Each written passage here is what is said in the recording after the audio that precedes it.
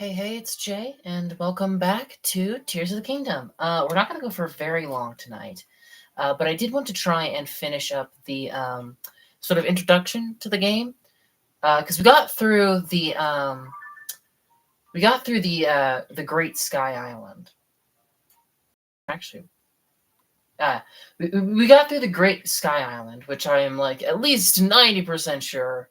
Well, not 90% sure. This is obviously like the equivalent of the Great Plateau, right? The the tutorial area that you have to like complete the main story in order to access the rest of the game. We are technically in the main game world now. We're back in Hyrule and we have full access to Hyrule. But in Breath of the Wild, of course, after you got off the Great Plateau, the main quest line had to go to Kakariko and then Hatino and then back to Kakariko, and that quest line unlocked the camera rune and told you what like the main goal of the game was going to be, what your end goal was. In that case, the divine beasts. So I want to try and get far into this game till we get to the point where they like go, hey, this is everything you have to do, and then set you loose. We'll see how long that takes. Maybe it is as simple as just like talking to Pura. Maybe that's all we have to do left. But we're still missing. Yeah, we're still missing two of the runes for our hand, and one of those is probably the camera. Maybe I have just missed the camera button this entire time, but I remember the camera being a rune before, and so I'd be surprised if it wasn't one of these. Before we actually continue, though, I do want to throw in a prediction about what the main conflict or gimmick of game is going to be. I think it's got something to do with the chasms, because they mentioned like the chasms a lot so far. And at first when I heard it, I just assumed, oh, it's probably kind of like the monster camps or the boss fights from the first game. It must just be like a hard, like high level area. But they repeated over and over again that, oh, there's a chasm under the castle and there's a chasm just south of here. And it's the only two chasms they keep bringing up again and again, which makes me think that the chasms must be like rarer than things like Lionel's or monster camps. Maybe not as rare as the divine beasts, but definitely not just divisions in the world. These are definitely like major points of interest for this game, and so I'm putting my money on it now that I'm assuming a boss fight. There's probably gonna be a dungeon and a boss fight in each of the chasms, and that's what you're supposed to do before the final boss. But if Breath of the Wild is anything to go off of, you probably don't have to do them. But that's my guess. That's my prediction. But if we do have to do that, I don't know how Pura would know that, and so I don't know if this is going to open up the game quite yet, or if there's going to be more. Welcome back. That was some good gliding there, Link. I expected nothing less. So, how'd it go? Did you get a proper map scan? Good. That map is crucial to our search. There are Skyview towers in every region in the world. You want to make a point of visiting them all. Right. Let's talk about the upheaval. It's affected more than just the castle. And of course, there's another point where things are a little different, because like the Sheikah Tower, you did before any of the shrines in the Great Plateau. It's like that was when that was established. But now they've saved the towers for later, and so they're definitely like mixing up the order of the tutorial a bit. But like the same elements have all been there so far. It's affected more than just the castle. Reports of other strange phenomenon have been coming from all over Hyrule. Let's take a look at your map.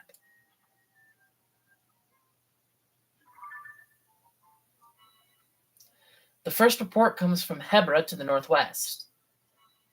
Next up is Elven in the northeast.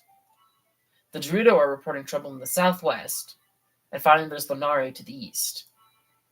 The strange phenomena are concentrated in these four regions.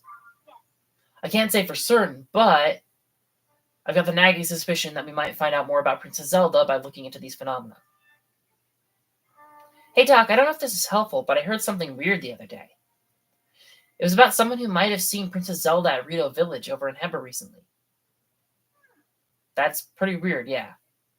Generally speaking, I don't put much stock in hearsay, but this does sound like it's worth looking into. Oh, and before I forget, Link, we've asked Lucky Clover Gazette to help us in our search for Princess Zelda. There's nobody who knows more about the goings-on in Hyrule than them. You can find them near the entrance to Rito Village. If you go there, you should speak with the editor. I'm sure she could help out in some way too. I'll be here directing a variety of investigations into the upheavals, many chasms, and new ruins. I'll also be looking into different villages. Someone somewhere might know what's happened to the princess.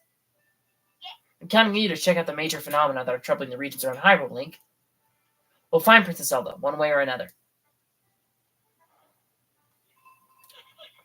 Okay, so yeah, that was what she's got a side quest too, which we should probably talk to her soon. But yeah, that was the trigger for opening things up. So yeah, so now we can go anywhere. Originally, I kind of guessed that they would be in the regions. Originally, I was thinking we'd go to the regions in like roughly the same order that we did for Breath of the Wild, of like checking, well, the Great Plateau, of course, but like checking out Naklada, mostly Kakariko and Atino, and then going up to the Zora domain, and then going up to Kala, and then going down to the Gerudo region and chickening out because the boss was too hard, and then going up to do the Rito, and then going up to do Elden. Like that's roughly the order we did them in the first playthrough.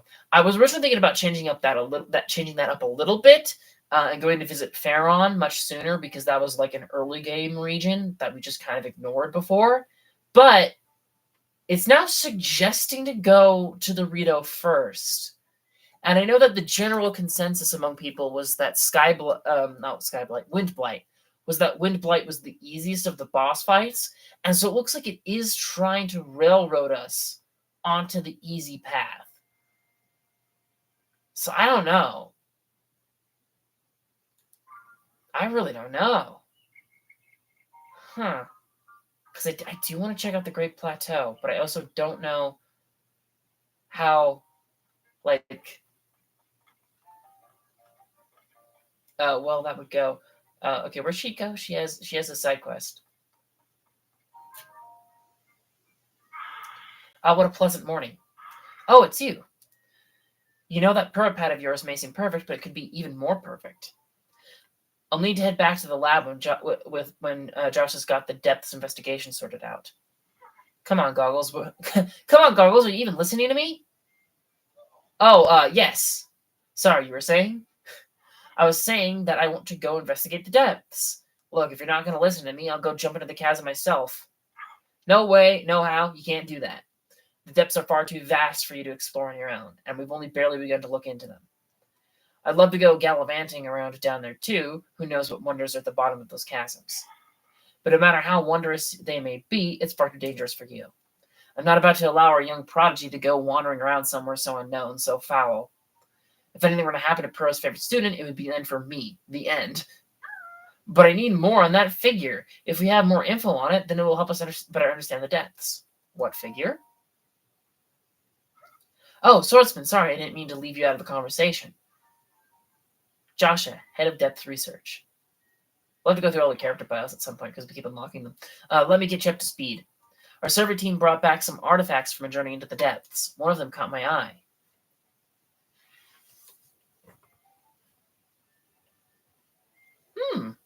This piece of slate, specifically the image depicted on it, it's got like a bit of like a lion head. See the figure standing on two legs with one arm raised up? Well, I have a theory. I think that could be evidence that a mysterious people once lived in the depths. That's why I want to go down there, so I can see if there are any more depictions like this one. I want to see for myself. But Goggles here says it's too dangerous, and he won't let me go. Joshua, come now. Tell you what, I'll go down there myself and see if I can't find anything about the figure on that slate. And Link will join me. We'll start by looking for anything down there that resembles the figure on the slate. Assuming we find what we're looking for, we'll use your Purist Pad's camera to take a picture for Joshua. It's a perfect plan. Camera? You don't know about the camera? It's one of the Purist Pad's basic features. With the camera, you can capture nearby scenery as an image, one that's stored in your pad there. Sounds like you still have more to learn about the Purist Pad. Well, then I'll teach you how to take pictures, once we're down there anyway. There'll be lots of monsters in the depths, though, so it'll be counting on you to keep me safe. Let's see, I guess we should enter through the chasm to the south of Lookout Landing. I'll go ahead. Once you're ready and raring to go, come find me there. Ta-ta! Wait, hang on. Cutscene? No, it was just him running off. Looks like he's gone. He does have a run animation, doesn't he? I swear I've seen him. Well, she does. I mean, I'm just thinking of that. So I roped you into all of this, swordsman. Goggles means well, but he wants to help, and he wants to when he wants to help me. He leaps before he looks. But here, maybe this will help you out, at least. Bright bloom seed times 10. A seed that's often found in caves or wells. When struck, it will take root and bloom, giving you a faint light from a small flower. Oh, and take this too. A bundle of 5 arrows. Okay. The chasms are pretty deep, so light from the surface doesn't make it down there. It's pitch black. But if you attack... Oh, yeah, I was about to ask when she gave me Bright Blooms followed by arrows, but yeah, the game's telling me. But if you attach a Bright Bloom seed to an arrow and shoot it, it will light up the area. Definitely a useful trick down there. Okay, you'll want to head straight out of Lookout Landing Southern Gate. You'll find the chasm Goggles used just outside. I don't know too much about how your camera works, but I'm counting on you to bring me that picture. Oh, and please look after Goggles for me. Okay, so that's interesting. I mean, the Cameroon was kind of like behind a side quest because he had to like light the forge, and I don't think that was necessary to get the Divine Beast quest from how have I forgotten her name? Impa. Jesus Christ, she's in like she's like in like a third of these games. How could I forget that? Well, now the question is, okay, they kept like talking about how the chasms and the depths were super dangerous, but that's the first side quest of the game, which makes me think that like the southern one must like not be that bad, and also probably not the main quest thing. I might have been wrong about that one. And I was kind of thinking about trying to get to the Great Plateau, and that's like on the way.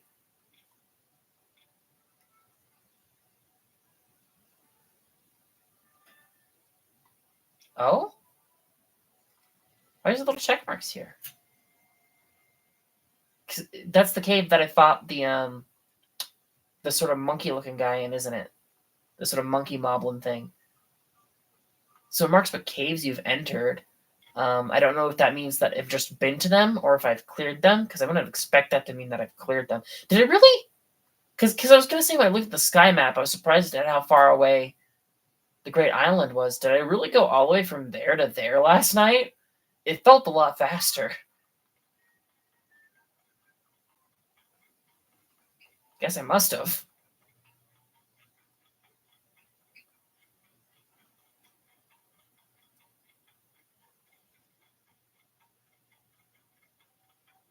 While we're walking, like a thought did kind of occur to me. Like I think that I kind of talked about this a little bit. Like I might have mentioned this like last night. Do I want it? Do I want it? Now my bow's damaged. I'll save it. But of course, when you unfuse the weapons, right? Because you can fuse the weapon, you can force the weapons together to like combine things, and when you defuse them, you destroy the fused material. Like that may initially seem weird. That like somehow removing this thing somehow like destroys it and completely gets rid of it. That doesn't entirely make sense. But I'm wondering if that is. But like immediately after that thought popped in my head, my second thought was, oh, it must be some sort of balance mechanic to like keep the game more balanced. And I think like ruling it over in my head a little bit more, I think I figured out what that balance mechanic probably is, because you can fuse the Zonai tech, you can fuse them to your shields. And so if you were just allowed to freely fuse and unfuse things, I could see you doing something like fuse a fan to your shield, go over to a minecart, unfuse the fan from your shield, then like put that fan on the back of the minecart, use it to power the minecart and ride, rip the fan off the minecart, and then fuse it back to your shield again, which would completely kill the need for like the pocket Zonai devices that are single use. If you could like also have these devices in your inventory but multi-use, that would kind of defeat the purpose of them. And so I'm guessing that's probably why that's a mechanic, or at the very least a part of why that's a mechanic. Well, their camp is over here, so I should probably go to their camp first. It'd be rude to just run straight up on them. Oh, I meant to like look if there was a horse stable, but then I got like wrapped up in Robbie's thing, because like in the original, there was a stable like I think there was one like here and one like here. I think there were. If there was still one here, I would have seen it though. If I because I landed in this lake.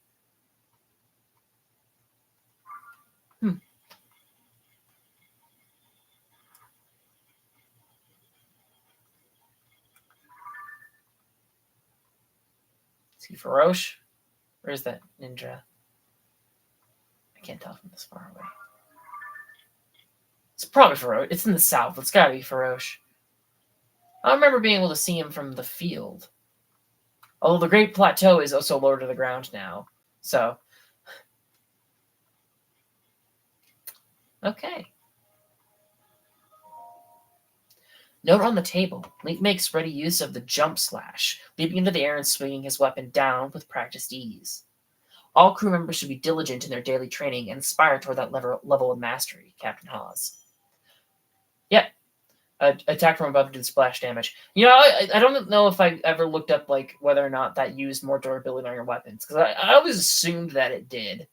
That'd be a fair trade-off for higher damage, but I don't know if I ever like confirmed that. Oops. Oh. Taking out monsters south of here by Hyrule Garrison Ruins. Captain Hawes, Monster Control Crew, Squad 1. Wonder if that sign like wouldn't be here if you hadn't done the Zelda side quest before that. Maintenance crucial.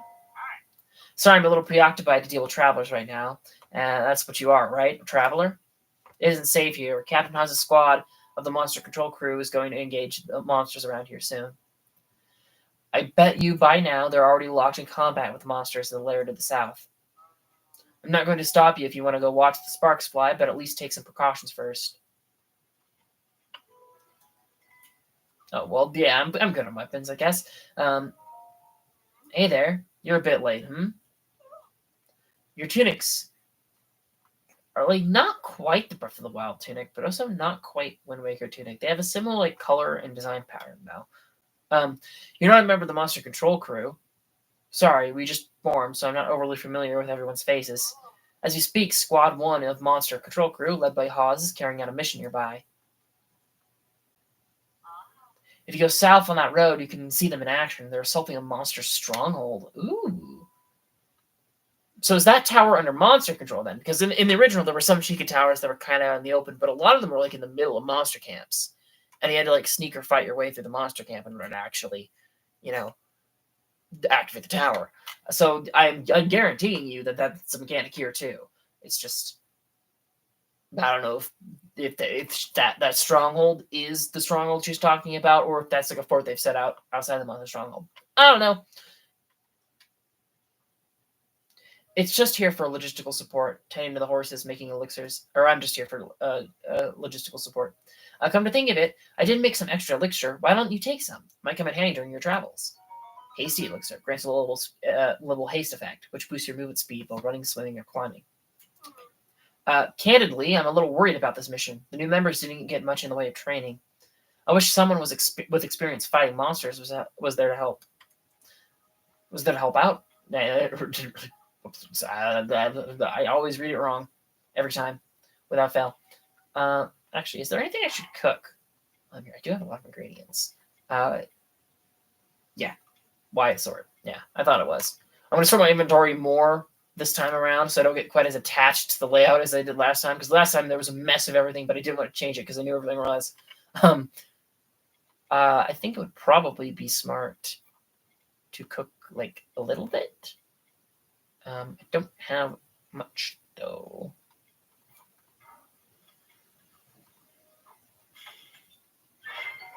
Salt grilled meat, short on ingredients. Just rub some meat and salt and cook it for a simple, tasty dish.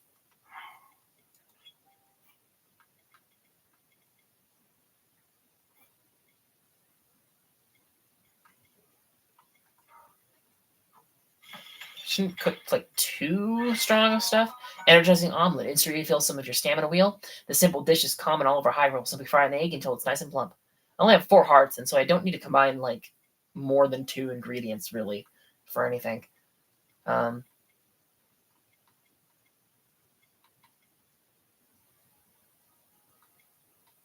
Yeah, the sky shroom doesn't. Sky shroom is more common than the Highland shrooms, but doesn't heal as much, which is like an interesting decision. Because this was the basic healing mushroom in the original.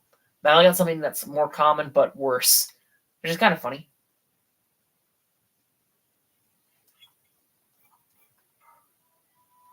I don't know if putting in 2 will like give a double hazed effect or not. I can't remember because like it's something about like adding extra ingredients with the same effect can like boost the speed, can boost the effect. But there's also like a cutoff. I think it might have been like the extra heart foods that added like the extra yellow hearts. I think that was like the main one where like you don't get that much of a benefit if you keep throwing them in, you know. Now, I have seen like images of these before, but in a very like roundabout way. Discovery, Hybrid Field Chasm. I don't know if any of you have heard of RT Game, the like Irish streamer. He's ended it now, but for a long time he's probably going to do another one at some point. He had like Minecraft builds where he set up like a server for the people that watched his stream to come in and build shit on Minecraft, and one of them built Link diving into a chasm in Tears of the Kingdom. And so I knew roughly what these look like, but it's kind of cool seeing it in like actual like high detail and not square and pixelated. I wonder if Robbie is okay. Whoa. Hey, what's the big idea? You can't just walk up behind someone who's standing on the edge of a chasm. My colleague who works with me on the Zone survey team is down there. What would happen if I slipped and fell in on him, huh? Slipped and fell on him, huh? Huh? Don't startle me again. I'm deep in my investigation work at the moment.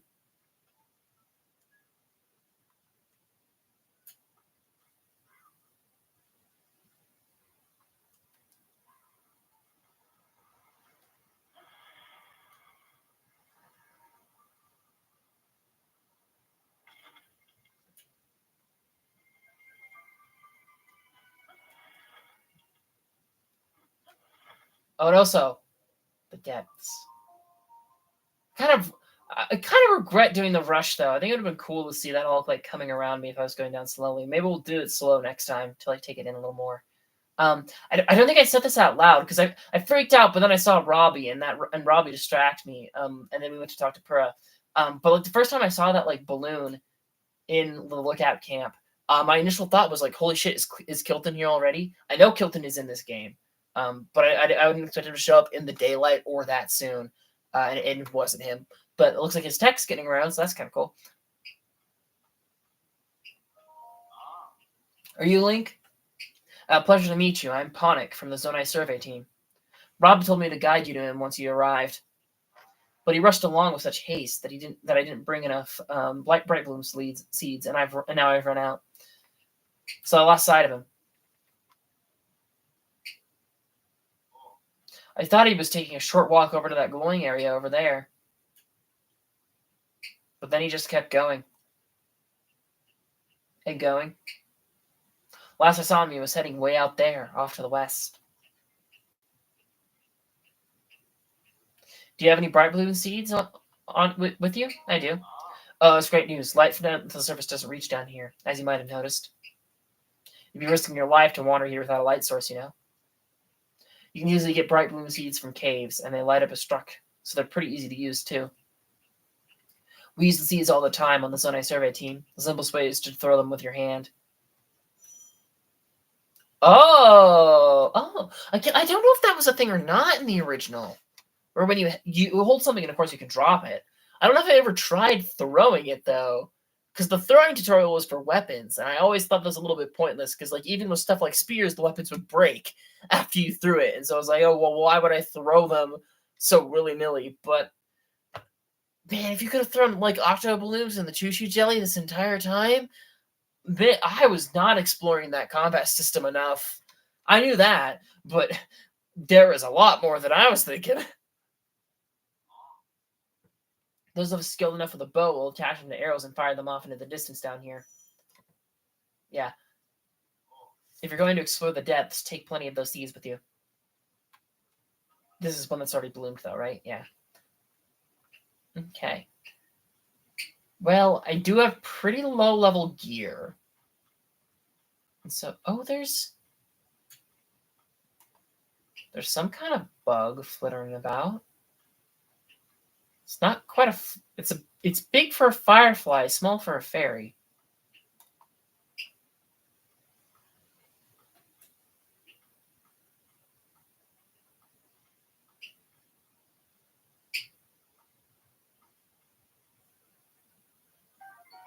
Deep firefly, a multi-winged insect that lives in the depths. It excretes luminescent elements that can be cooked into elixir, which will add a faint glow to anyone who consumes it. You know, they keep going about like the Zonai like being like the gods, and then they're from like the Sky Islands. And Bogan is often described as the Demon King, and Demise, his original deal, if I remember right, at least, is that he breached from under the ground, and people thought that the breach of Demise was like where he, when Breath of the Wild came out, there's some speculation. What if the breach of Demise is where Demise breached? I wonder if there is like a race of lion-headed things down here in the depths, if that's like the demon race that Ganon originally comes from, you know? That might be too obvious though. The Nisa Light Route, Central Hyrule Depths. Oh, I was about to say, how do I reach it? But it looks like I can reach it from down here, apparently.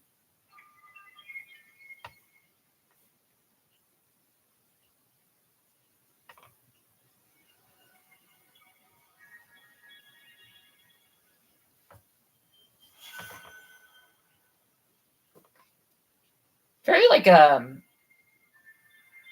very Don't Starve vibes with the light plants down here. Lots of games do it, but like that route specifically, I'm not sure why, but it makes me think of Don't Starve.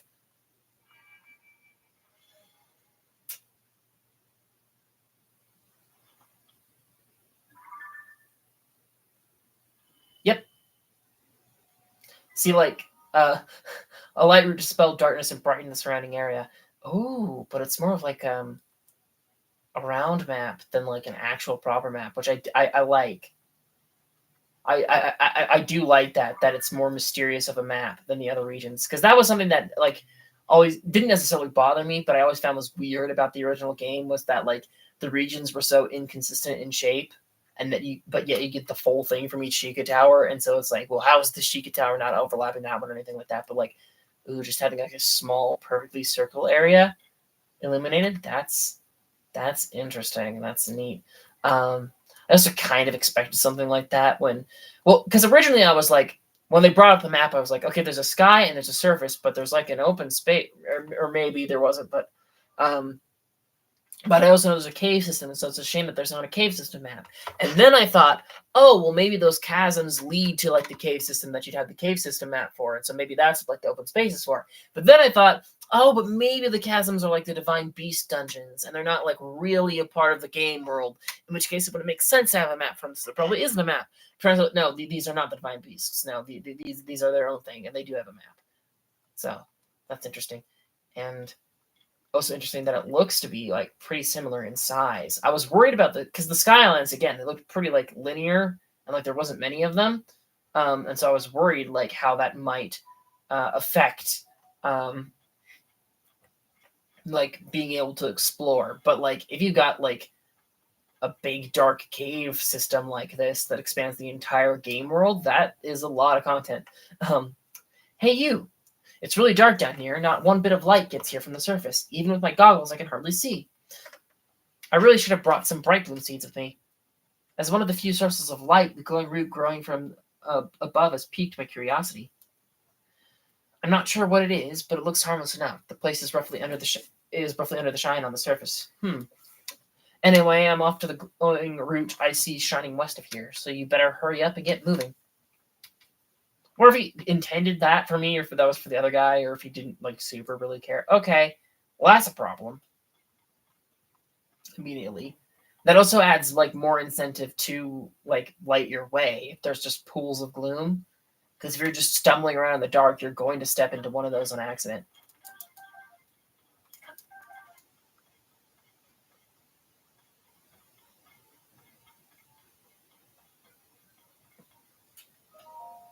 Hey, you still alive? Looks like this place is swimming with gloom. Get too close to that stuff and you're asking for trouble. If a guy didn't have any bright blooms, it'd be curtains. Then again, it's my first time down here, and I haven't kicked the bucket, so I'm sure you'll be fine. Really, Robbie? I've just spotted something of interest through my goggles. It's shaped like the figure Joshua wants to find. Excuse me? I'll be continuing to the head west towards one of the glowing routes I see ahead. See ya. And actually, since like, again, talking about thoughts that I like kind of passed by my head, but I didn't say out loud. Because often, like, I think it over a little bit. I'm like, oh yeah, never mind. There's not much to comment on here. At the beginning, of course, they find the mummy. In the bottom, Link and Zelda find the mummy, and Link and Zelda have absolutely no idea what the mummy is. And of course, like, to us as an audience, it's quite obvious. Like, oh, that's Ganon right there. How could they not recognize him? But like the thought that immediately popped in my head, like after I said that, is like, oh yeah, they probably would not recognize Ganondorf, because even though Ganondorf was all over like legends of whatnot in like the original, like in older Legends of Zeldas, there's something up there, dangerous looking, kind of Lizalfos looking. Even though like he was all over in the old games, and they recognize, and people in universe recognized him in the old games. For like this Link and this Zelda, the only Ganons they have ever known are Calamity Ganon and Dark Beast Ganon, and neither of them like resemble Ganondorf at all. The Gerudo did mention like the tales of the male Gerudo that Ganon would take the form of, and so the Gerudo like kind of know about. Oh, I forgot to equip the bright frequency. The Gerudo kind of know about Ganondorf. But like, I doubt they would like immediately recognize him and like mark him as such. Oh, they're not Lizalfos. I doubt they would originally like mark him like as such if they saw him just randomly, because he's kind of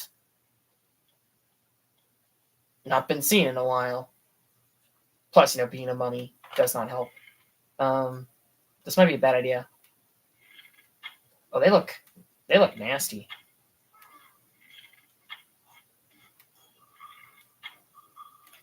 I'm not quite getting headshots. My aim is like definitely worse than it used to be.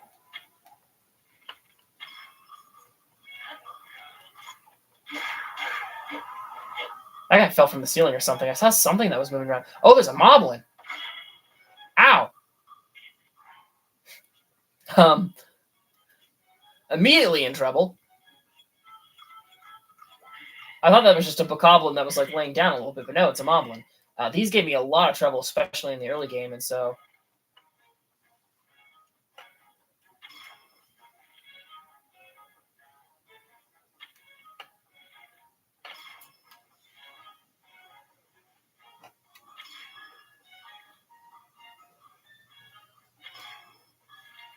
They're like covered in gloom, which is kind of interesting. He picked up something that he's going to throw at me, and that's concerning.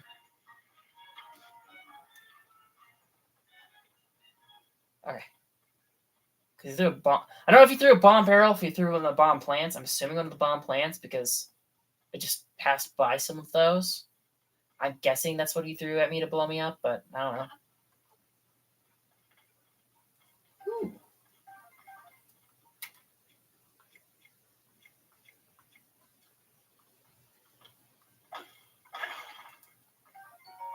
Large zonite. A zonite of especially high purity. The amount of energy concentrated in it allows a much higher power output than regular zonite.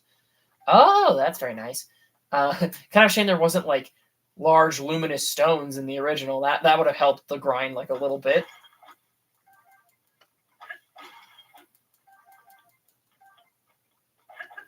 I also wonder. Oh, Moblin horn. Oh, it's kind of shell-like now. A hard horn that resulted from a skull mutation. Attach it to a weapon to increase its attack power, equip with a critter to make an elixir. I wonder if that would add like kind of like I got the stone here for clubbing and bashing. I wonder if that would help with bashing and mining.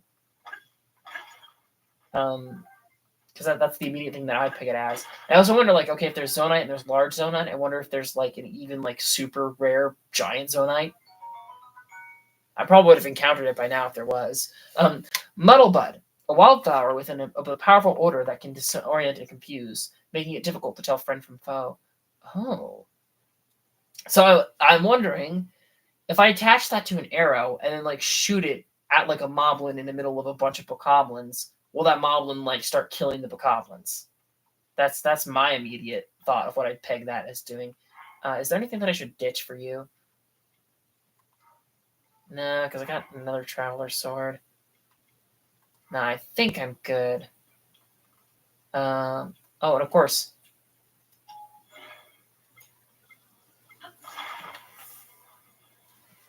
Oh well, I can't really slam it like you could with magnesis, but you can't just drop it, and that does the same thing. Because that was something I didn't really learn until like well after I didn't need it anymore. That you could just break open the metal boxes with magnesis by slamming them against each other. I didn't do that like nearly enough in the early game of Breath of the Wild. But it's very handy to open them because they always have like interesting things. Oh, I didn't get your loot. Another rock hammer. I've used that rock hammer, and so I'm going to ditch it for this one because I'm assuming that one will have better durability. There was another bokoblin because I pick up a little bit of loot here. I don't know if that was from that other guy. It must have been because I don't see anything else over here because I thought there were like two that died over here, but I guess not. Okay. Oh no, that wasn't what I was seeing on the ceiling. No, it is actually one of the bird things. Oh, I think oh no, that was just some dust particles. I thought I saw something moving around those like fireflies for a second there.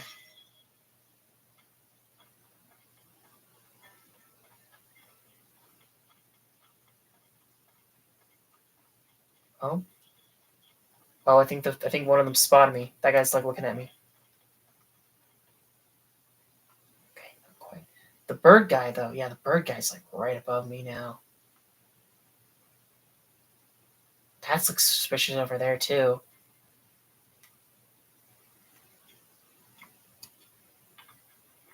Oh shit.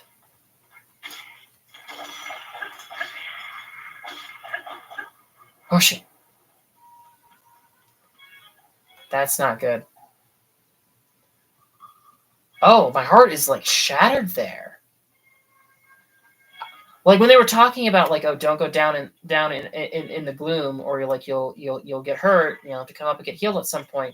You know, I was expecting it something of like, oh, if you stay down there too long, you'll take like progressive damage over time. That's why I wasn't sure if I was like prepared enough to go down here, or if I needed to do some other things first. But now I think I see what they're talking about, because it's like, okay, if you take damage, I'm assuming that crack means that I can't heal that heart back. That's at least what I'm guessing. Maybe I'm wrong on that, but that's my immediate like reaction to that being a thing, is that now that heart is locked off until I leave the depths. I'm assuming. Which is not as bad as being on like a time crunch while down here, which might have been cooler, but I can totally see how, like, especially in a game with as customizable health as this, the layers, that's rude. Especially with a game with like as customizable of a health pool as this, that would be difficult to balance, you know? Making it so that it kills you like fast stuff so that it's still a threat when you have 20 hearts, but not so fast that you couldn't do stuff like this at 4 hearts, you know? That would be difficult. I can kind of see why they didn't do that. It's just still, you know, would have been neat.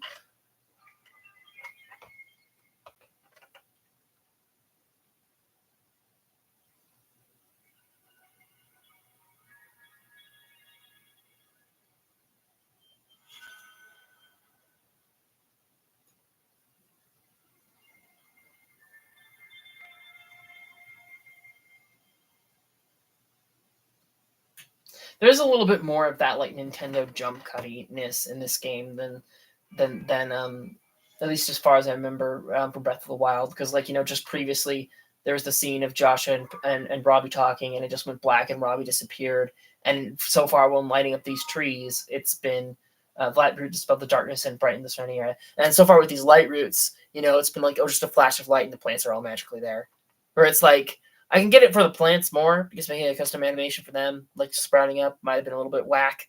But I don't see why they couldn't have just had Robbie run away.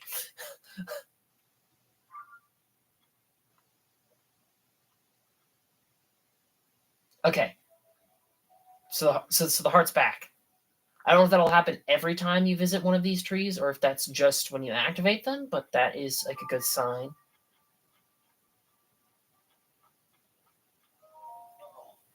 What? Look at how bright that thing got. The light down in this dark is downright refreshing. In fact, it's so luminous, it's almost like we're on the surface. Just standing near it makes me feel so much better. How strange. Hey, it's you. You're finally here. I need to show you what I found. This statue is standing tall on two legs, one arm raised high. It looks an awful lot like the figure Josh just showed us on that piece of slate, didn't it? It's got more like a lizard head than a lion head than the slate had. So I must have read that wrong. All right, get that camera of yours ready. It's time to put it to work. That's right, I forgot you hadn't used the camera when we last spoke. Very curious indeed, given it's one of the ProPad's basic features. Give me the ProPad for a second, all right? Well, there's the problem. Your camera is locked, and so is your Hyrule Compendium. Hang on. If I remember correctly, you press this, or you pull this, then you tap that, and... camera. I was about to say, is it not green anymore? No, it is still green. It's the same. Okay. Capture images using the ProPad. You can save them to album. Immediately, this would have never crossed my mind until seeing it on, like, the actual screen now. The hand runes, if you want to call them that, are, like, a very much a different art style than the Sheikah runes. They've got more of, like, jaggedy edges and like holes in the parchment, if that makes any sense. There's more like black within the symbol to like break it up, like break up the texture. But the camera is still the original camera icon, and so it looks very out of place.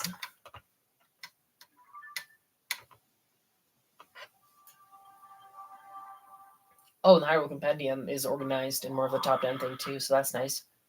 Boom! Now you should be able to use both the camera and your Hyrule Compendium. Go, capture a picture of that statue. It's a good chance to verify that it's working properly, too. Test it out. Experience is the best teacher, after all. Once you capture the image, come back here. I want to see how it looks.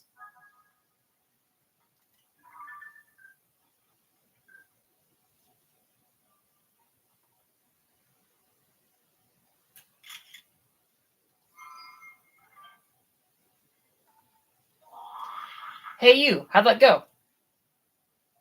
You've captured an image of that statue with your camera. Then hurry up and show me. I'd like to see how it looks. If you've captured an image. I just noticed that the goggles are kind of chameleon-like. That never really occurred to me before, but they've got very chameleon-like eyes. So, did you get a good picture? Stupendous. Looks like you've captured it well. I'm sure Joshua will be satisfied with this. Lighting up that immense route, getting us a picture of that statue. You've just started helping us research what's down here, but soon enough we're going to have even more to investigate. Well then, it's time I head back up to the surface. See you at Lookout Landing. Don't make Joshua wait too long for that picture.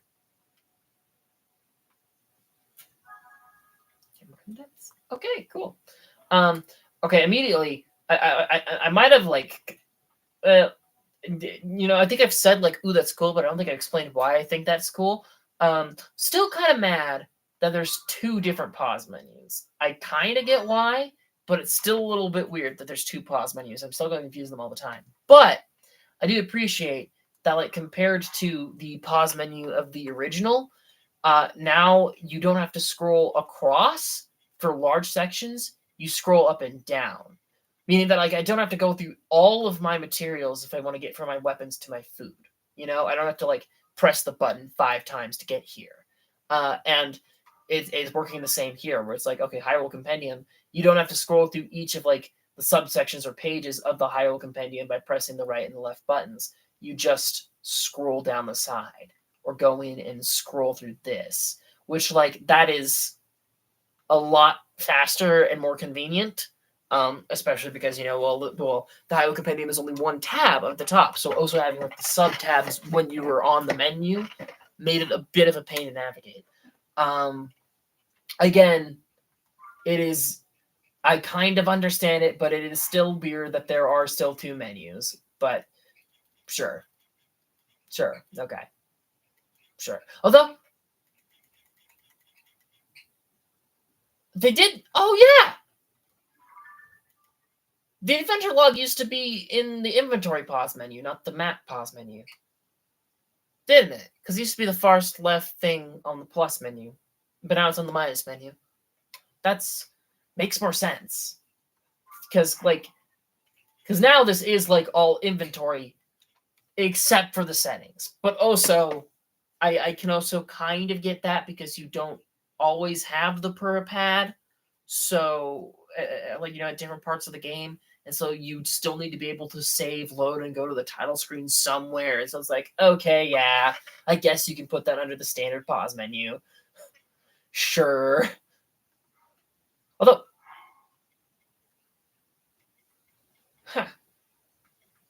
that's weird.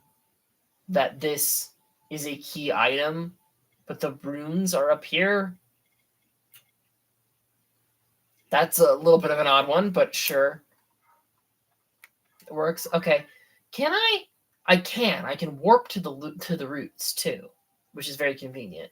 Which makes sense because they're like the equivalent of the Sheikah Towers. I'm assuming there's going to be an equivalent. Well, actually, no, maybe not. Maybe not, because you get the sky and the ground map from or at least the scene. Well, actually, no. No, you don't, do you? Because I already had this map unlocked. It's just that, viewing it on this map screen with, the sky and the surface as separate levels is what happened. Yeah. Oh, that's funny. I am, right underneath a shrine. I can't get to it because I'm underground, but I'm right underneath a shrine. All right, let's go back.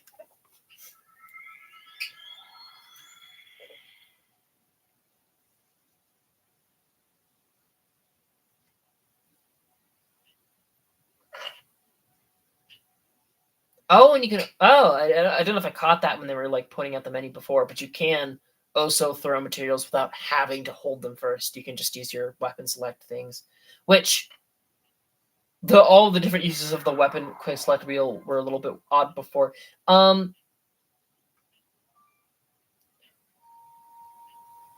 Seagull looking ass? Well, look at this. You're the one I saw flying around the sky. It's great to meet the first one to ever be launched from a Skyview tower. Real historic moment. Hey, what's your name? Oh, he's a pelican. His name's Pen. Link, you say. Hold on there. Really? Your name's Link? Hey, buddy. You got the same name as that famous swordsman. Good for you. Pretty big name to live up to, though. I'm Pen, by the way. I work for the Lucky Clover Gazette. Oh my god, he's in the news business! I just picked that. That was just the first random voice that popped into my head. And he's a fucking newsie. I'm writing an article about this event to folks everywhere will know about the Skyview Towers have been inactivated. I better get to work on newspapers short on staff, so I've had to flap all over the place to cover the news. Hey, we could use another reporter. You should come and join us. Seem like a brave type and all. That's what it takes. Our newspaper is based in Hebron in the Northwest. You'll find it near the bridge that leads to Rideau Village. Stop by if you're up for the adventure of a lifetime in the newspaper biz. Until then, so long. Oh, so long.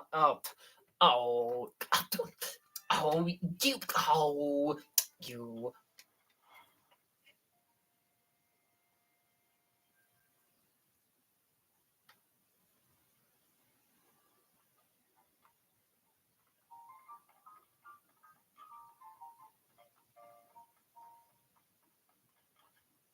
Oh, no, that's crap. Oh, also, I don't think I've commented on this yet. I'm assuming. I still don't know who this guy's deal is, but it did pop into my head earlier today. I wonder if this is the equivalent of God, I can't even remember its name. The not the goddess statue, but the curse statue who could swap your health and stamina if you wanted to respec.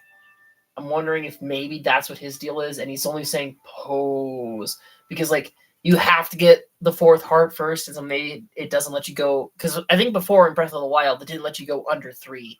I'm wondering if because you needed 4 to like beat like the story mode so far, if for this game it's you can't get under 4 instead, because there's a logic there.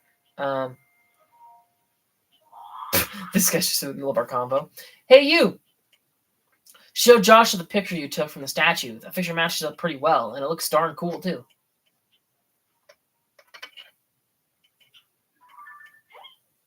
This is it. That does match what's on the fragment. Thank you, swordsman. Just like on the slate, the figure must be showing the people of some... This figure must be showing people of some sort, whoever they were. Oh, it's like in the likeness of somebody. Which confirms my theory that people lived in the depths. I'm sure we'll find more traces of them if we keep searching. Maybe they're mole people, actually. Maybe that's what the head's about. This is a big, big, big discovery. Now, what's next? The possibilities. There's so much more to research. Oh, but before I focus on that, there's something I want to give you as a thanks for helping me with this stage of my investigation. Our earlier surveys of the depths found all of this. What do you think it's for? Zonite. Oh, yeah, I've got some zonite. I feel as if these contain some kind of strange power, like maybe it's energy for something. Oh, okay, it just kind of struck me, because they kept talking about, you mine zonite on the surface, but there was no zonite in the first game. It's like I could see that as like just like a retcon of like, it was here the whole time, you just didn't need it before, like some of like the we haven't encountered anything like that so far, but maybe like some like birds or some foxes or something like that. Maybe there's new animals, new plants, but now the way that she's talking about it, I wonder if it like when they said like they mined it deep down on the surface, they meant deep down on the surface, and you can only mine the shit in the depths, because that would add like extra incentive to explore the depths. Anyway, they might help you in your search for Princess Zelda, so hopefully you'll find them useful. I'm also gonna make creaky chair. I just kind of like realized I had the not creaky chair for the last few times. Last time we were playing, I might have to dig that one out again. Like stop the creaky. That fragment has helped us see the depth in a new way. Now we're closer to understanding one of its mysteries. I'm going to shift through everything. I'm going to shift through everything that our surveys have brought back from down there. Maybe there's even more fragments that I can piece together. Goggles? Swordsman? Thank you so much for going to investigate the depths for me. Whatever you say, nerd. Yo, what's up? I prefer to keep work and my personal time separate, so can you bother me some other time? I'm all wrapped up for the day, see? Okay. You know what? I'm just gonna say it now. I like the rock on the stick. It makes me feel taller. Link is small, man. Look at him so small. I wonder if there's anything we can like compare him to. Because I brought this up in Breath of the Wild. I think like as I started the Breath of the Wild Let's Play, that I looked it up, and like I am taller than Link. I am tiny. I am a tiny person. I'm small, but I'm still taller than Link. I just wanted to come back down here because like I kind of mentioned it before. Like, yeah, this guy. I thought this guy looked like he was from Lurien. I'm gonna have to look back and check. The reason why I said that is because his face reminded me of the guy you had to find the glowing disc fragments for.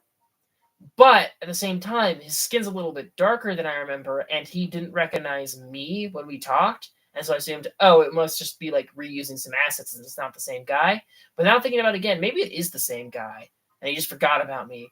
And I have to like look back at some of the Breath of the Wild NPCs so that I can like remember some of them for this game, because I've forgotten a lot of them. Because there's some where it's like, that guy that scanned you out of your horse, he's probably around here somewhere, and you have to deal with him. What time is it, actually? I think I want to go a little bit longer. I don't really want to get that invested in any, like, proper questing things. We didn't activate any, like, warp nearby that chasm, and I don't know if there is a warp, if there are warps nearby the chasms. I'm also not sure how you're supposed to get out of the chasms, thinking about it. That's a good question. But look, there is a shrine.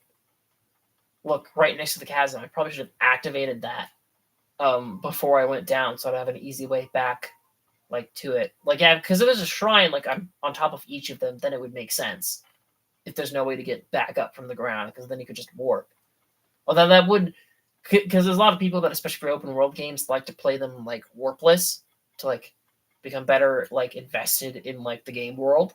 So I would think that would be like a little bit dumb if there was no way to get out of the chasms without warping, but I'd also get it, be like, yeah, maybe it would be weird to like come up with some sort of bullshit to explain it. That's a curious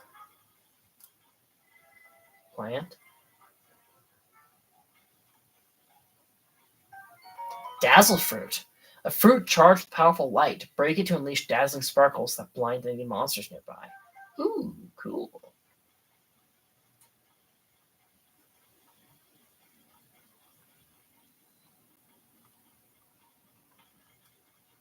And it's like, yeah, this gloom is like more. Might have to look back to like double check, but the gloom seems like a little bit more red, where Malice was a little bit more purple. I don't know if that's just my memory playing tricks on me.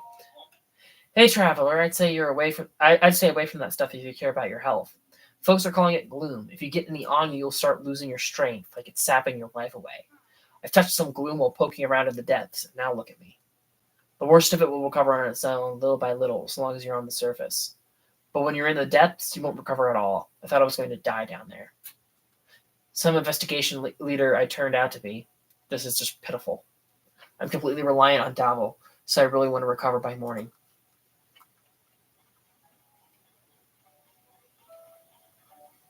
I think tonight we'll try and do like a couple of shrines. Geosun shrine. Because there's another one that was nearby that I spotted. It'd be nice to have some buffs and some warps around the map before we get like really in the nitty gritty.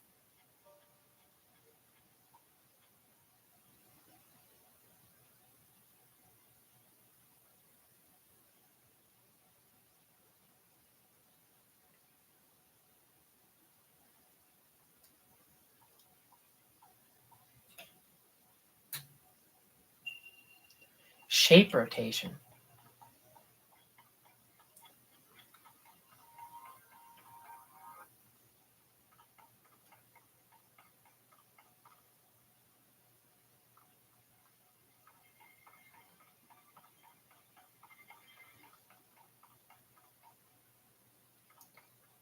Also, I don't know.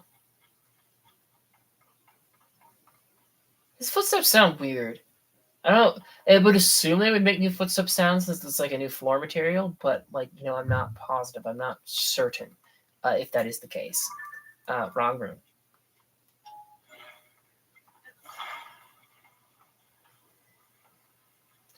Okay. See, I don't know if it's going to be easier to rotate with my body or with the rotate button for this one, but I think I got it. Actually, I probably should test if the secret chest was in here first. I don't think it is. I'm also going to assume that there's going to be like puzzles that are more complicated. Well, you never know. Because like in the original Breath of the Wild, there was like the kind of like slight issue of that like some shrines, it was like one puzzle you had to do, and then you immediately got the reward. But then other times it was like a tutorial puzzle like that, and there was like the actual puzzles. And it looks like you're going for the latter here. I see a chest up there, which I assume is the secret chest.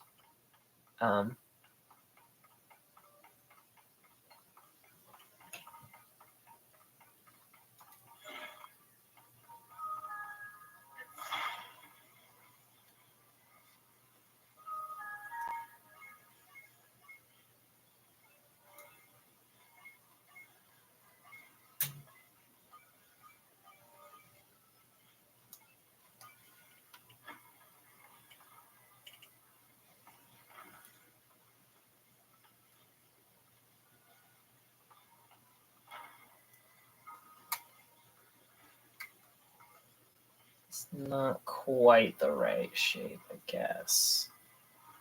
It looks about right, but it's clearly not.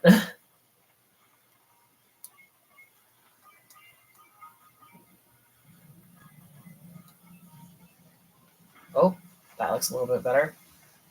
There we go. Nearly crushed myself.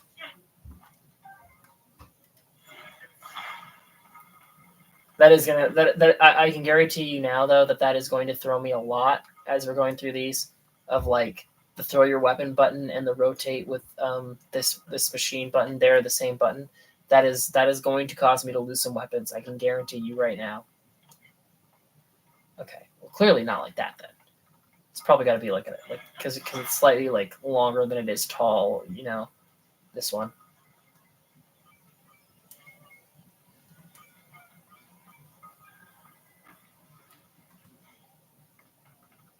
Be like that.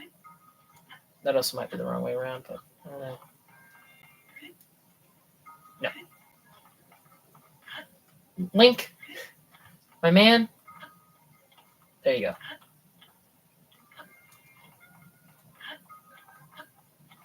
All right, what do we got? Hasty elixir grants a little haste effect. Okay.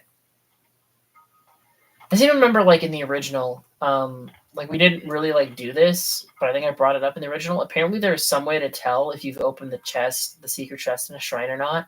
I can't really remember what that was now, but that was a mechanic, and I just didn't bother doing that because like so much of it would just be like redoing a shrine, in order to like.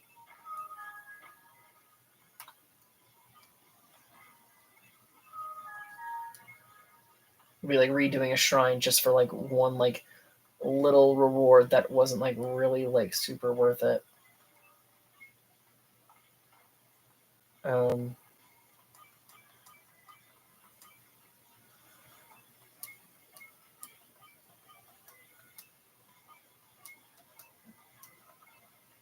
Yeah, these rotations are like I can guarantee you now these rotations are going to throw me a lot. I know lots of games have like similar control schemes. The one that always comes to my mind is Lego Digital Designer, where it's like it always like catches me, like you know, like a little bit off guard, like having to rotate them, and I can never get the like quite get the hang of it. And it's like, you know, if I haven't gotten used to Lego Digital Designer like at this point as much as I've used it, you know, I can guarantee that I will not be very good at these rotation puzzles by the end of the game. I will still be struggling with them. I don't think that's quite right the angle it wants me to put it in, but it works. Glitchy game physics. It works. It just works. Thank you, Todd Howard.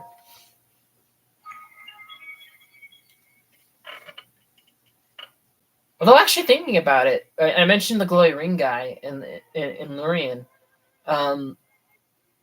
Definitely not identical, but the rings here have a similar like vibe.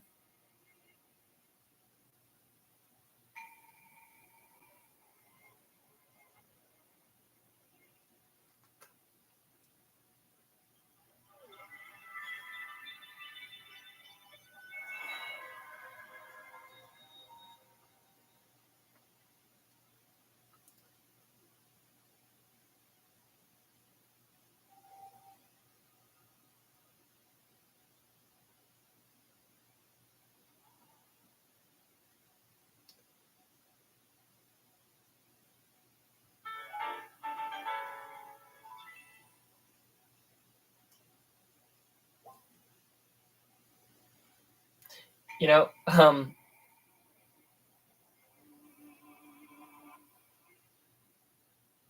kind of a funny story. So I've been in a bit of a Minecraft kick a lot of this month because, of course, you know, Minecon was this month. And so, you know, both leading up to it, I had a bit of Minecraft hype. After it, I had a bit of Minecraft hype because, you know, new features and whatnot. But like during all that Minecraft hype, I'm sure some people have heard of this. Stampy Longnose ended his Lovely World series. And I haven't watched his Lovely World in like a long time. There was a while where I would like catch up on like new episodes that I had missed every so often. But it has really been a while since I bothered. So I have not watched the finale yet, but I was like a little bit curious last night, so I decided to check out. This was after I ended my stream last night too. I was a little bit curious last night, so I decided to check out his channel and see like Like, okay, yeah, he ended around episode 820. I thought he was at like episode like 7 of like 2 or 3 years ago. So like, I wonder how much like he's slowed down in uploads like since then. I want to take like a look at like what all he's recorded and what all he's done. What the fuck? And so I went to his channel. It turns out like through this year, he had like a good like 5 or 6 month gap between like episode like 810-ish, between episode 820-ish of his lovely world, you know, roughly. You know what that gap was? What he was doing on his channel that whole time? Tears of the Kingdom.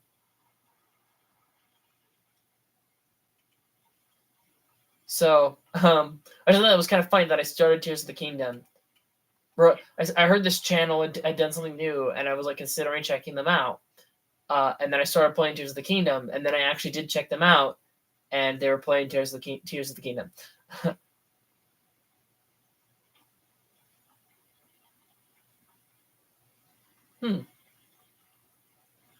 I wonder if this is like a scripted event of like, oh, these will fall down specifically when you yourself are passing through this area, or if like, ooh, you can move them. Is this a Korok puzzle? You think? Like, that supposed to be being like a smash.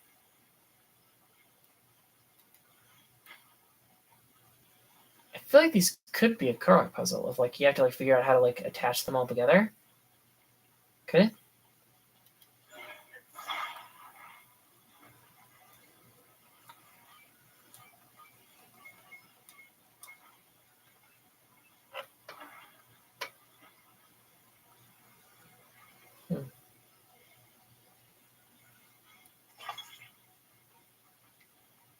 Maybe? It might be. I don't know. There's probably something to that. They are kind of falling all over though, and so you know maybe they are just like random like world event things. And it really started since it started raining, so that could have something to do with it too.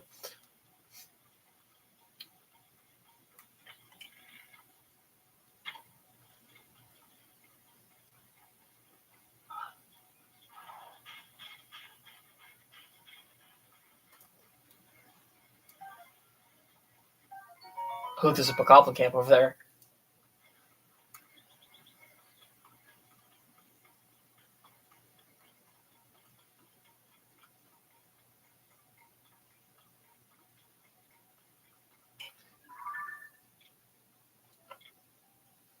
Oh.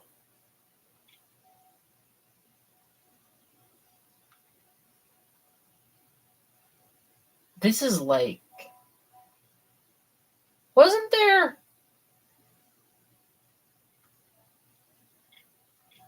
Wasn't this a lake before?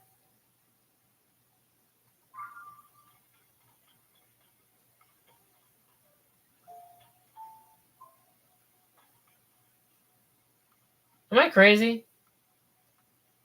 That looks suspicious over there too. By the way, this entire area is kind of interesting. It's big, sort of like kind of stony plain.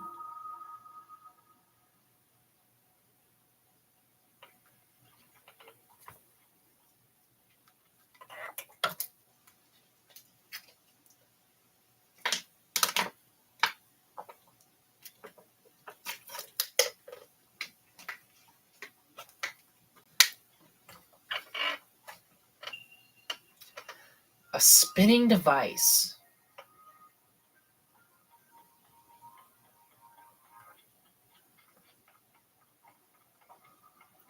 Oh, hello. I can grab the cart.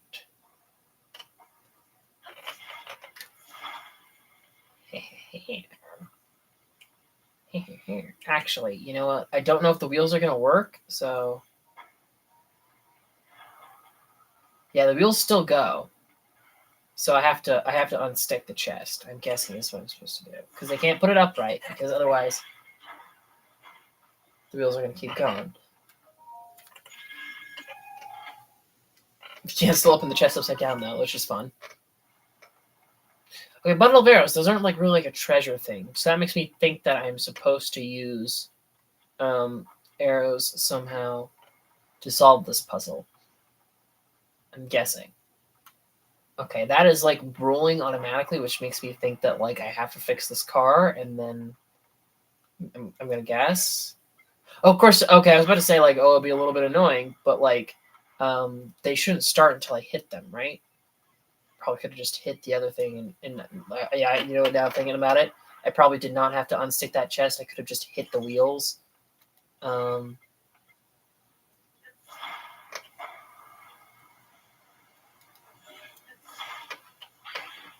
okay, I'm gonna try and put you down.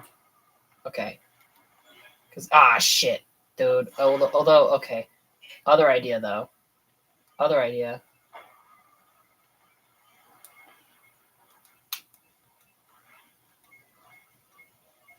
Because I want the wheels to be like kind of like level with each other, you know?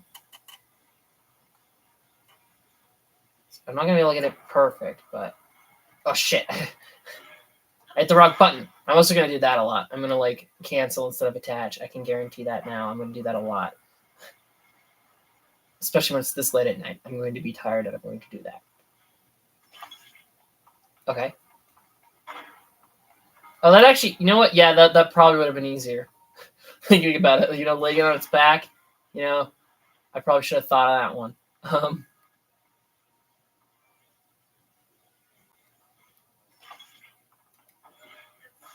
Okay, so now I'm assuming that I have to hit all 4 devices. And actually, no, I probably could have just stolen one of those other cars instead of doing all of this. But, like, it presented me with this, which makes me think that I should at least try, you know?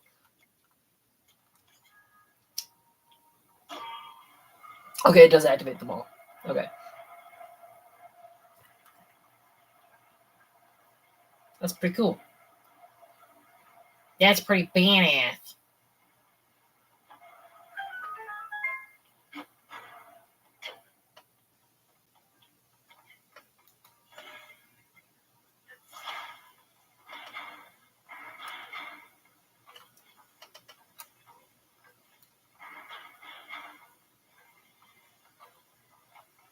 Oh, I wonder, actually. An idea popped into my head. Because if I let this go, yeah, it does go back down. Okay.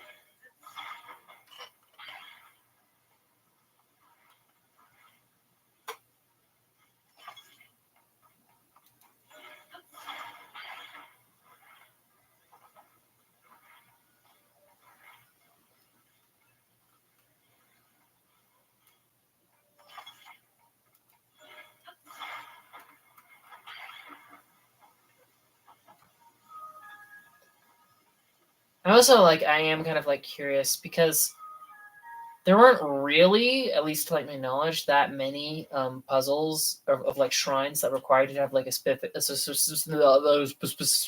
specific amount of like health or stamina in order to complete. Like usually, you know, if you were just good at the game, I guess like the fights are like close to that. But even then, you know, just being good at the game, you could beat like basically any shrine in the game in any order for Breath of the Wild.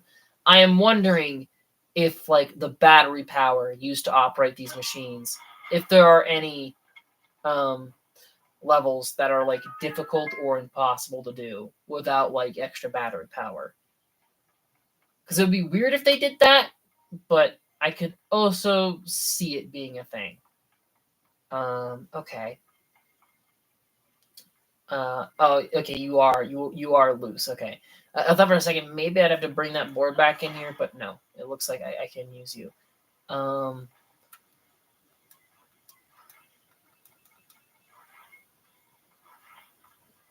I don't really know if this is gonna work how I think it is, though. Well, or actually,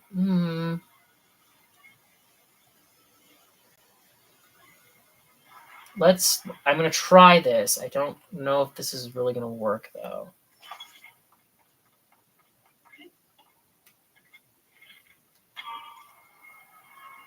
Okay, it does. I wasn't sure if that was gonna work how I expected it to. Oh, am I out of battery? No. Why'd you stop?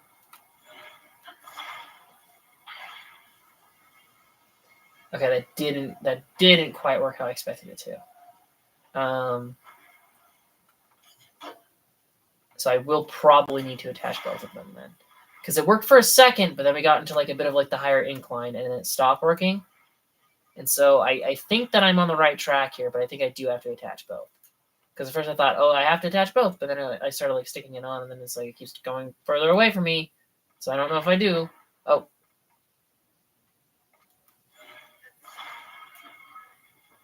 Oh. I don't know if I want to do that. Well, actually.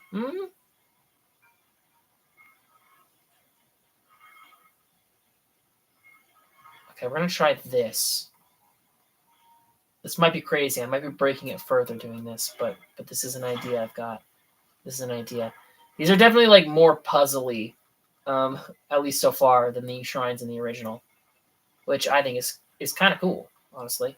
You know. All right. I hope that leaves me enough room. I'm not sure if it does, but I'm going to assume that it will.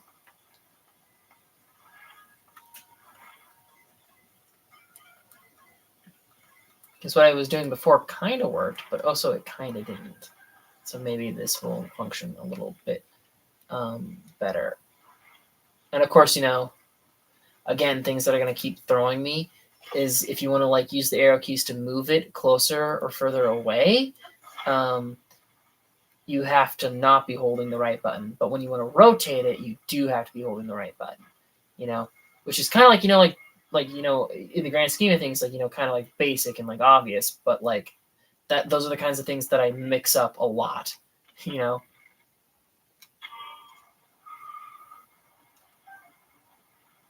Okay, yeah, that seemed to work.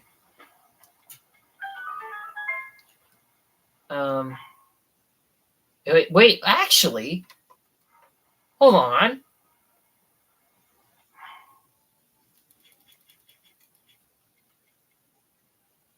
My own question is answered. It doesn't use power when you're in the shrines. I guess, yeah, okay. Because there were certain things that like you couldn't use in the shrines in the original too. I can't remember exactly what they were now. But there were things that you could not use or do in the shrines, and so it makes sense that like, okay, yeah, there'd definitely be some sort of limitation in here, and that limitation is that you can't use the battery pack. What was that limitation? Because there was something that felt like very obvious in Breath of the Wild of like, oh, how did I never try this? And it turned out you couldn't do it, but I can't remember what it was now.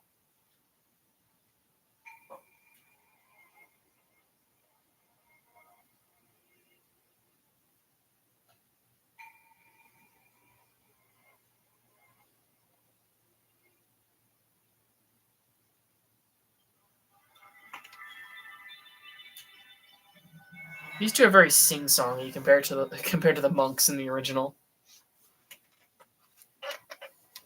I keep saying the original. I don't know if that's exactly because of course the original would be the old Legend of Zelda, just straight up the Legend of Zelda. But since this is a sequel to Breath of the Wild, I keep saying the original, as in Breath of the Wild, because that is the original Tears of the Kingdom. But it's not the original Zelda, is it? I don't know.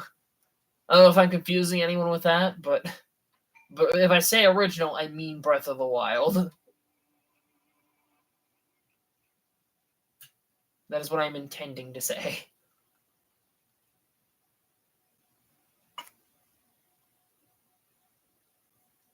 Actually, now that I think about it, I made a joke about Pokemon last time. I can't remember what it was. But the way that shrine kind of crumpled down there in the end there. Oh, I was talking about the Salt Guy previously. But the way that shrine like crumpled down there, it reminds me of that one like Ultra Beast. Stack Attack, is that his name? Where he's just like a fucking building with like brick legs. Could this be the dimension that Ultra Beast is from? I don't know. High restoration materials.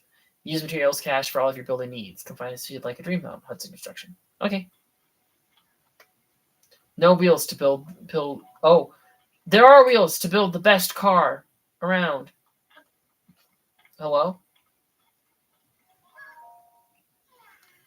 My friend and I got separated.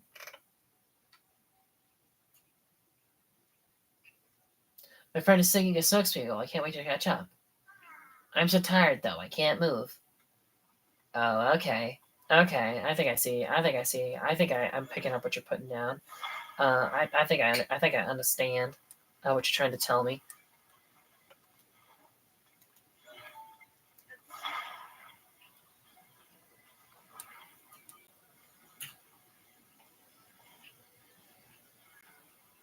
And because the device wheels have like a chassis around the wheel and aren't just straight up wheels, they shouldn't like bond to the car chassis, as much.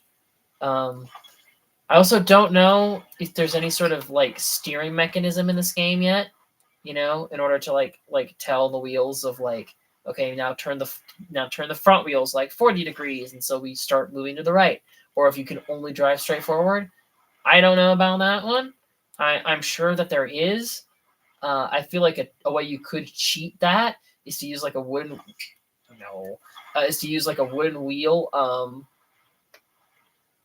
Would be like to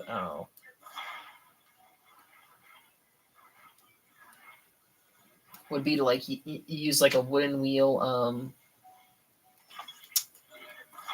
to create like a rotating joint on the thing. If you understand what I mean, if you're picking up what I'm putting down. There we go. We're both going the same way, right? Yeah.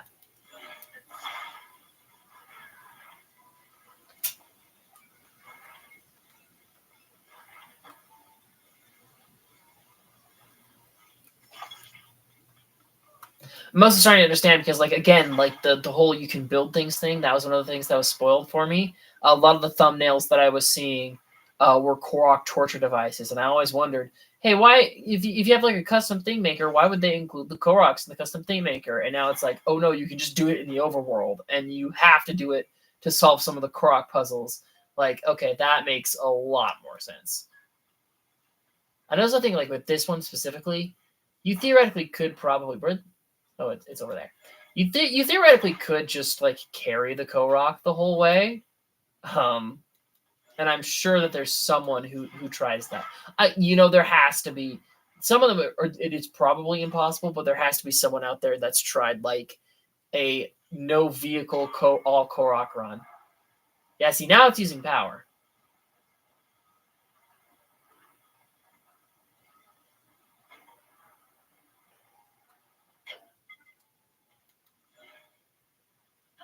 Now that we're not in the shrines, it does use power. Okay.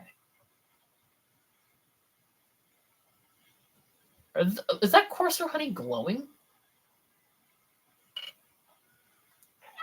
Because I had the thing out. Okay, yeah, that makes sense. I thought that for a second that had become like bioluminescent, like a lot of the plants in this game. That maybe some of the bees became bioluminescent too. But like, yeah, no, that does kind of track.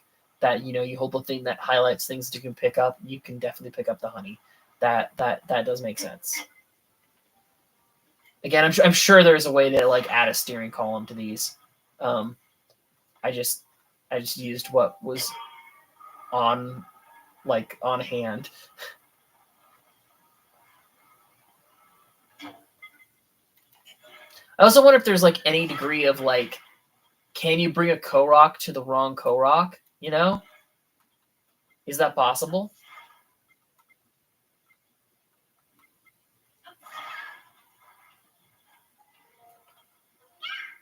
Because I know there were like people that tried to bring like the wrong like little orange power orb thing to the wrong like slot in the original, and sometimes it was possible. I can't remember what that did to the gameplay. Thanks for bringing my friend. Here's something for you. 2 Korok seeds. Bye.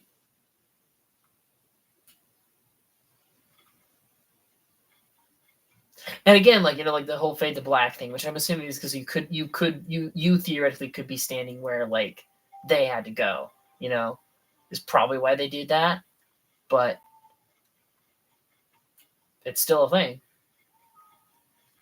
Okay, this one has like fortifications around it that prevent me from climbing in from the back, but That was my go-to to solve these in the original. So I'm still gonna test it and see if it's possible. You bet your ass I am.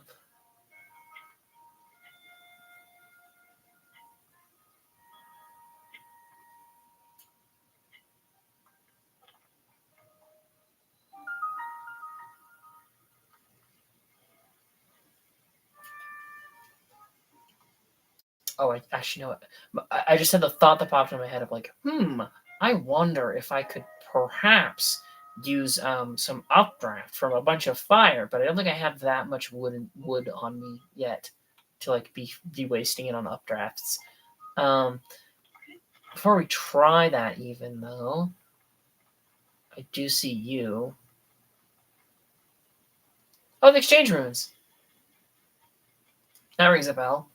Like all the rune names have like rung a bell so far, but they're not necessarily where I remember them being. I'm sure they are. It's just it's been a while.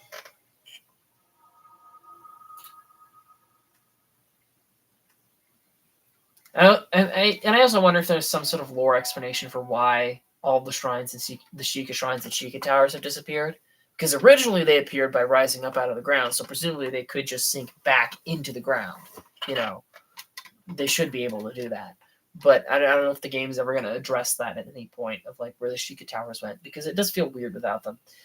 Fixed device.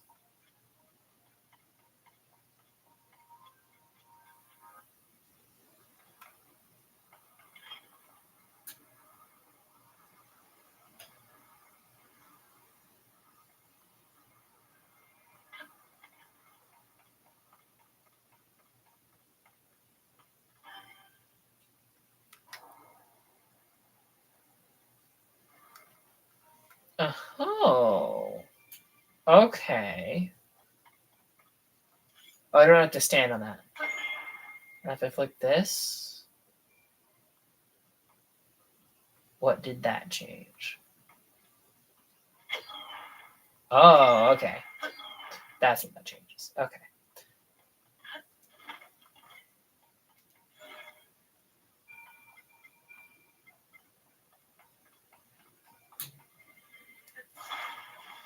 Because I assumed that this would have to be. I was thinking that like, oh, maybe I have to swing some sort of hammer at it, but I was expecting like this bit that I'm attaching to right now, or oh, I can't attach that. I was assuming that like this bit was going to be the hammer, not the bit that rotates. If that makes any sense. And also, oh, I can't, or no.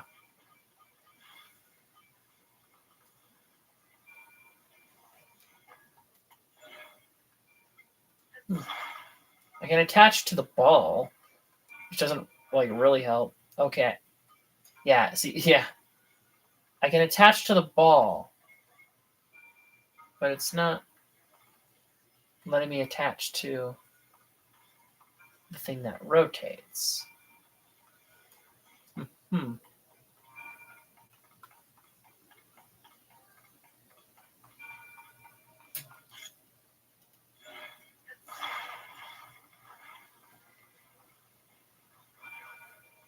Whoa.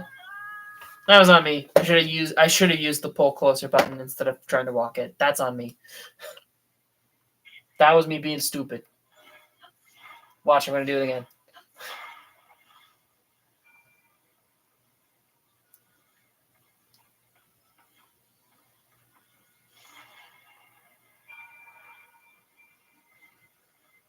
Oh, okay. Okay, maybe I've got it now. Okay.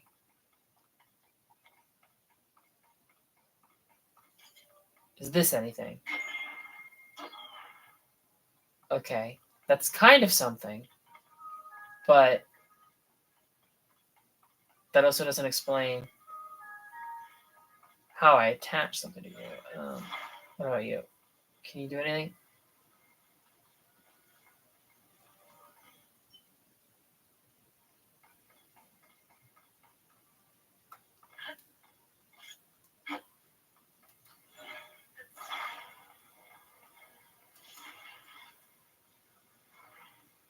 Oh, maybe.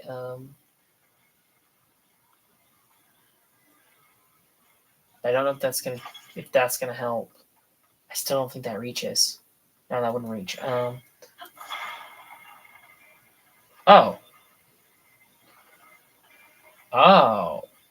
Well, let's try something like.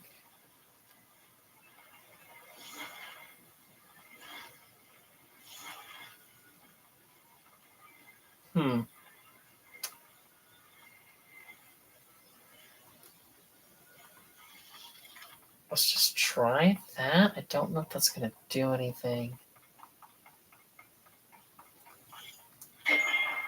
Yeah, see, that's not gonna reach. Although, okay, maybe this is an idea. Maybe if we just.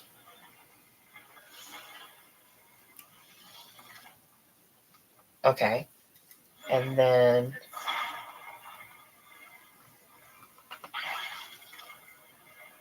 Okay.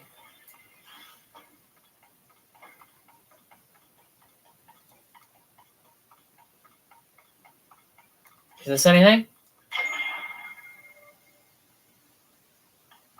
That's something. That does let you swing it.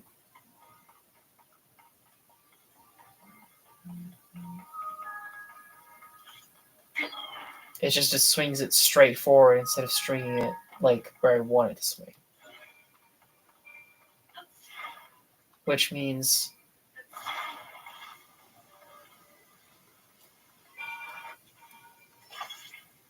Oh. Actually, no, maybe. Maybe at an angle will help. I was gonna say maybe I have to like stick it into the side like this. Oh, you can. Okay, well we'll try this first. We'll try that first. But I also think that maybe swinging it at an angle could help. I don't know. Okay, yeah, that doesn't help. It does have to be attached to the front of the thing. Oh, this might be on the wrong side, though, that it's sticking out. But we can try it. This is definitely a different kind of puzzle. Okay, now it's not coming off, though. So maybe actually, okay. Just kind of like, maybe I'm being dumb here. These do stick in this thing. You don't have to attach them. I can go back to the original plan. Okay. I am without a doubt being silly. That's not in very straight, but neither am I. So it's fine.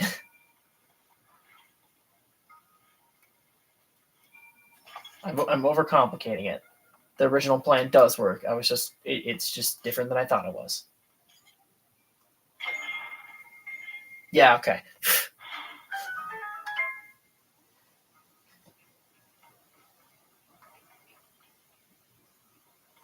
Okay, now where's the secret chest? That was the question. Oh.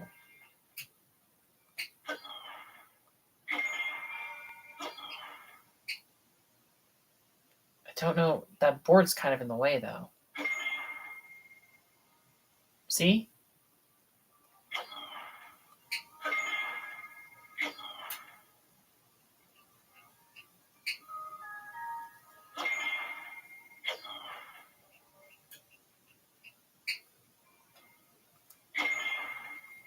Yeah, it's too soon. It has to be past the last. Not that far past.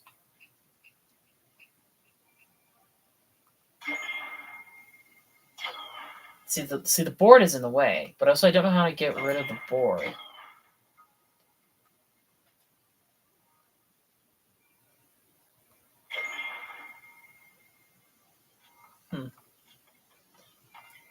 Wait, actually, maybe I do know how to get rid of the board. Hold on.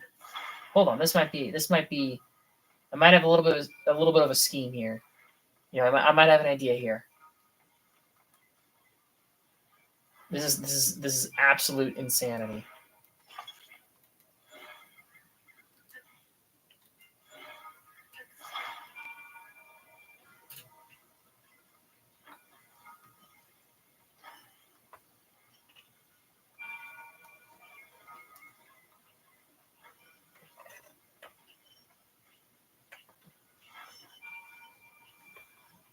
It's not really like going at the angle I need it to, though, is the problem.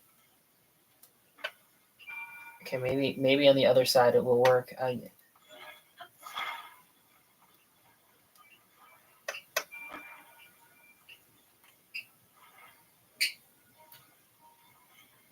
Shit, I dropped it.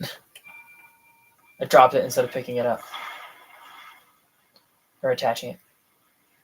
Again, I'm gonna do that a lot, I can guarantee you.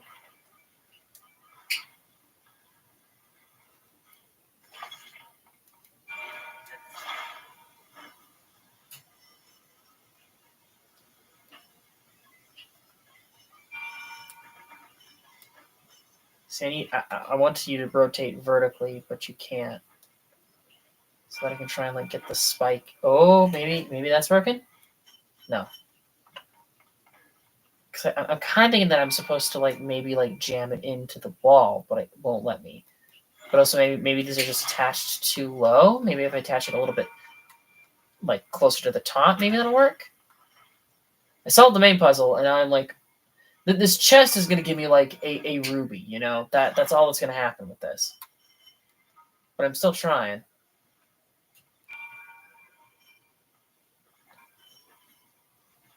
Come on. Come on. Yeah, I don't think that that's what I'm supposed to do, actually. I think I'm wrong. I think I'm wrong there. Maybe you are supposed to use the stakes to stick the plank into the ceiling, but I can't figure it out. We're just gonna call it there. That's probably what you're supposed to do. I don't know.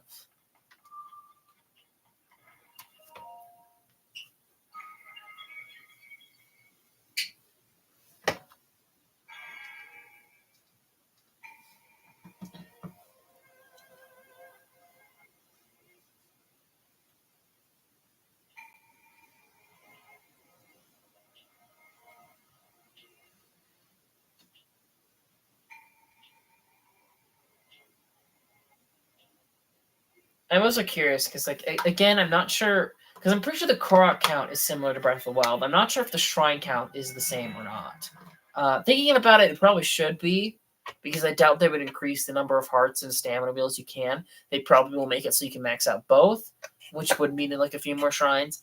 But if it is the same amount of shrines as Breath of the Wild, now that there's the surface world and the sky and the depths, that would really divide the shrines up a lot. I don't know if there are shrines in the depths. Maybe they're only on the surface in the sky, but even then, that would like divide things a little bit. Which maybe is a good thing, because some of those shrines felt like a little bit close together for ancient artifacts. But now I think, I'm not positive, but I think we've got enough for a power up. Because we did one extra shrine yesterday, and we just ran through 3 now. Am I crazy? Yeah. Yeah, we got enough to get another power up. Oh, look, it does mark the trees off. Or I think those were the trees, the go routes off on the pause menu of how many you've managed to get. So we discovered the depths now, so that's kind of cool. And we've technically opened up the world. It recommended going to the Rito first, and I'm not sure if I want to follow that, but I think that we will, you know, just for convenience sake. And I know I'll leave the pins for now. You know what? I'll leave them for now. Oh, actually, ooh. Oh yeah, the exchange rooms were the ones that were like, because like over here there's like the bridge and then like the river that leads up to the Twin Peaks, and then like down here is like the Great Plateau. So maybe it's in the area. Maybe we'll explore the Great Plateau next time. I don't know. We'll decide what I'm feeling tomorrow. But I think that we're gonna call it there for now. Thanks for tuning in.